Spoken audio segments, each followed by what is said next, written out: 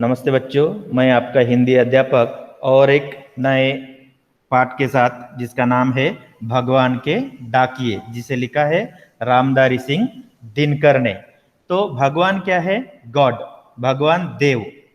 डाकिए messenger और messenger of God. The poem what is there? Messenger of God. जैसे डाकिए का अगर ओरिजिनल अगर मीनिंग चाहिए तो वो क्या बनेगा?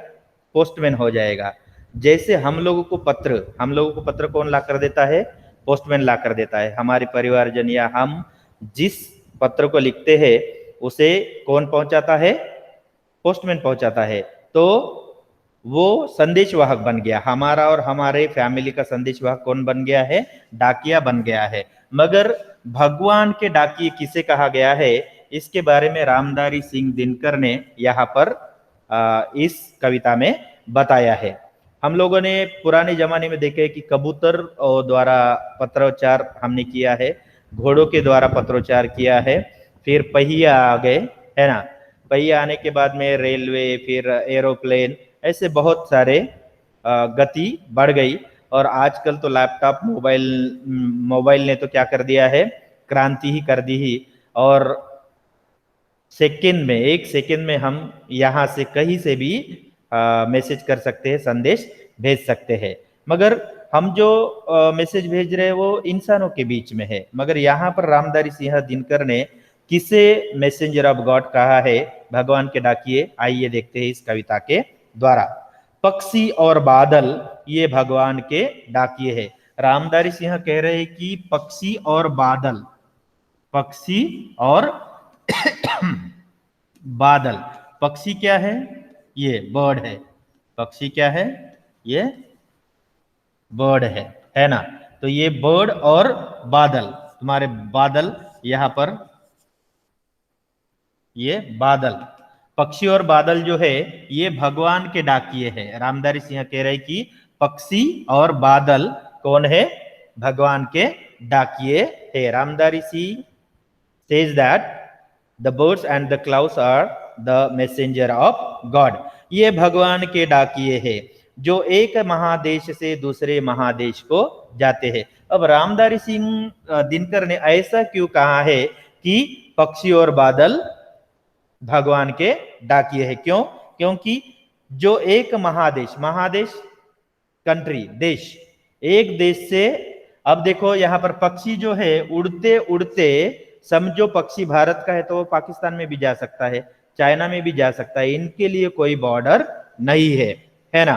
और बादलों का भी देखो, जैसे हवा आ जाती है, हवा आने के बाद में समझो भारत में अगर बादल दिखाई दे रहे हैं, if the clouds are there in India, when the wind blows, हवा अगर आ गई तो उसके साथ में वह क्या, बहते हुए कहीं पाकिस्तान में भी चले जा सकते हैं, चाइना में भी। यानी पक्षी और बादल के लिए क्या नहीं होता है? बॉर्डर नहीं होता है, कोई सीमा नहीं होती है।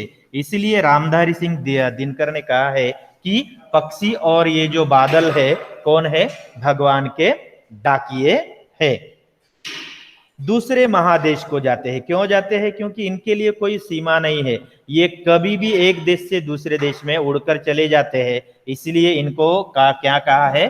भगवान के डाकिए कहा गया है। हम तो समझ नहीं पाते हैं मगर उनकी लाई चिट्ठियां, पेड़ पौधे पानी और पहाड़ बाँचते हैं।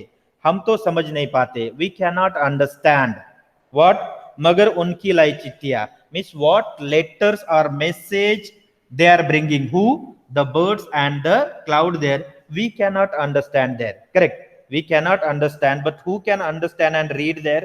पेड़ पौधे, पेड़ पौधे, पेड़ ट्री है और पौधे क्या है?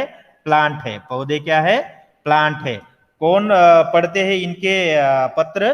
पेड़ पौधे, पानी और पहाड़, पानी और पहाड़, पानी और पहाड़। Who is reading the letters brought by the birds and the cloud there? पेड़ पौधे, पानी और पहाड़, इनकी चिट्ठियां, but the normal human cannot understand। हम तो सीधे साधे लोग हैं, इनकी जो संदेश, इनके द्वारा, पक्षी और बादल के द्वारा जो संदेश आता है, understand there. If any country is too much hot is there, so birds what will do there? They can do migration there, correct? Which generally we cannot see the birds in our area. If suddenly we can see there, that means they migrated from another country and they don't have any border there. So it means that what message the birds are giving is that area, whether it is so cool or so hot there, that's why they migrated and came to our country. That's why they are known as a messenger of God. कौन? पक्षी और बादल. हम तो समझ नहीं पाते हैं मगर उनकी लाई चिट्ठियां, पेड़ पौधे और पानी और पहाड़ बांचते हैं. Who is reading their letters? Who is bringing their letters there? पेड़ पौधे, trees and the plants, water and the mountain. Mountain, water, tree and plants are reading the letters which is brought by the birds and the cloud there. That's why Ramdari Singh said that the birds and the clouds are the messenger of God. इसलिए रामधारी सिंह दिनकर ने कहा है कि भगवान के डाकिए कौन है? पक्षी और बादल है. हम तो केवल यह आंकते हैं कि एक देश की धरती दूसरे देश को सुगंध भेजती है. हम खाली अनुमान लगाते हैं. आंकना मीन्स व्हाट? अनुमान लगाना. We are guessing that, only we can guess that. हम तो केवल आंकते हैं, only we can. Now here we, what is there? The whole world people. एक देश की धरती दूसरे देश को सुगंध भेजती है. Our earth is like this, round is there, correct और not? And so many countries are there, correct? So many countries are there in this world there. So we may think that there, एक देश की धरती, land, धरती means what? अर्थ, दूसरे देश को सुगंध भेजती है. सुगंध means what? When it may rain there, that time that rain smell will come there, no? Correct और नॉट?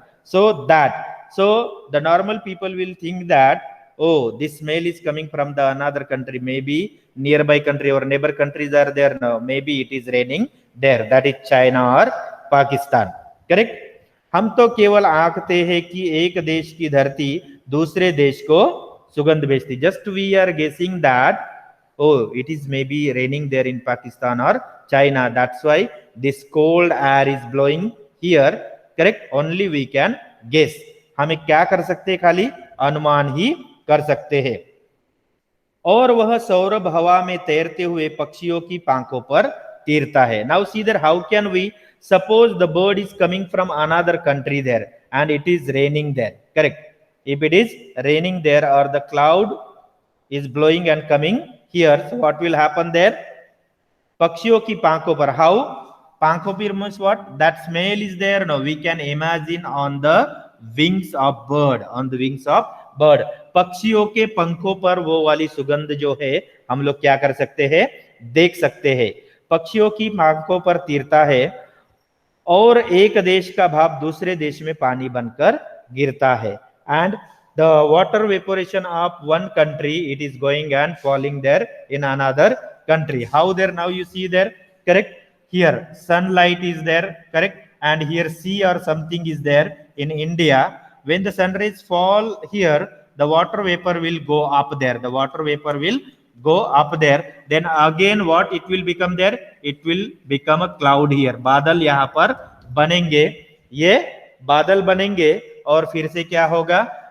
सपोज यहाँ पर भारत है, भारत से भाप बनकर ये यहाँ पर जो है पाकिस्तान में या चीन में भी जाकर पानी गिर सकता है. Which water vapor it is flying there up into the sky there, it may rain in another country also, because the wind is blowing there and the clouds and the birds can go anywhere. There is no border for the clouds and the birds. That's why Ramdari Sinha told that the birds and the clouds are the messenger of God. How the postman is giving message to us, in the same way the birds and the clouds also are giving the message. Oh, now it may rain here, because from there to here it migrated. वो वहां से यहाँ चले और हम अनुमान लगा सकते हैं. मगर इनके लाए जो चिट्ठियां और पत्र है, हु इज रीडिंग देयर? पेड़ पौधे और पानी, पहाड़. और एक देश का भाप दूसरे देश में पानी बनकर गिरता है. समझो भारत की ये भाप है, पानी से ऊपर चली गई और दूसरे ये जो क्लाउड है, अभी ये जो क्लाउड है यहाँ पर बहकर कहां पर? चीन या पाकिस्तान में भी चला गया, पाकिस्तान। तो यहां पर जाकर क्या हो जाता है, पानी गिर जाता है। इसलिए रामधारी सिंह दिनकर ने भगवान के डाकिए किसे कहा है, पक्षी और बादल को कहा है। और हमारे संदेशवाहक कौन है, हमें पत्रोच्चार कौन करते हैं, पत्र लाकर कौन देते हैं, पोस्टमैन या डाकिए लाकर देते हैं। ऐसे बहुत ही सुंदर तरीके से वर्णन किसने किया है, रामधारी सिंह दिनकर ने भगवान के डाकिए में किया है। धन्यवाद।